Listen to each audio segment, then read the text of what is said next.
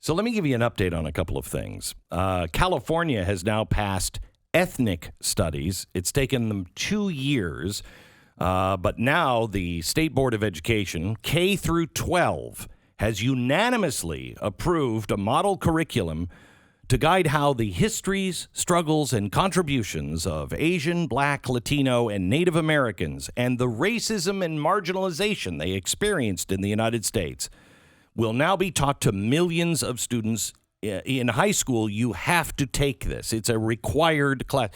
U.S. history is not required now in colleges.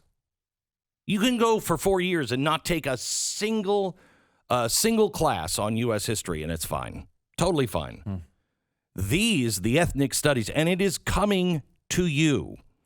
Whatever happens in California, it is coming to you unless you stand up. Now, luckily, Florida has a great governor in DeSantis who said this about critical race theory being taught.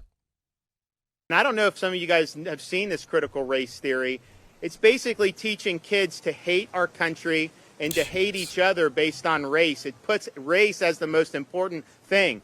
I want content of character to be the most important thing. I want to treat people as individuals, and I want the history of our country taught accurately. And I want people to learn about the Founding Fathers and learn about the Constitution, as well as other great people like President Lincoln, like what we did in World War II, like the Civil Rights Movement, like winning the Cold War. Those are all very important. When you start talking about these wacko theories, it's all designed to put a political agenda under the guise of history and civics. I don't want politicized civics. I don't want politicized history. I want accurate history. I want to make sure people understand that this is a great country, okay? And if you want your tax dollars funding education that's going to run down this country, you got the wrong governor, because I am not going to allow that to happen. He's totally running for president, and I'd vote for him. He looks, I mean, he's off to a great start. I mean, he has. You know, some people have just discussed him as a professionalized Trump,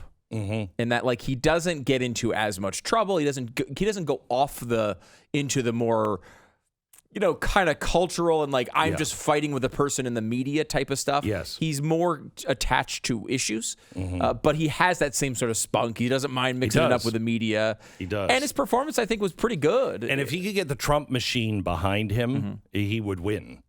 Yeah, he would win. And that's going to be, of course, an interesting thing. I mean, I think you're not going to get Trump to say he's not running. No, not until the very end. At least until year he might 2023. Even. Oh, I think he could be saying it up until the convention. I mean it.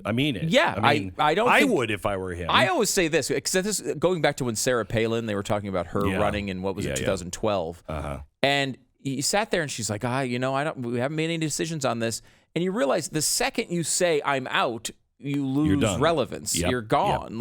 Everyone moves on. So why wouldn't you just keep it alive? Even if you're not going to do it. I still think Trump probably is going to run. He's clearly the favorite for the nomination if he decides to pull the trigger.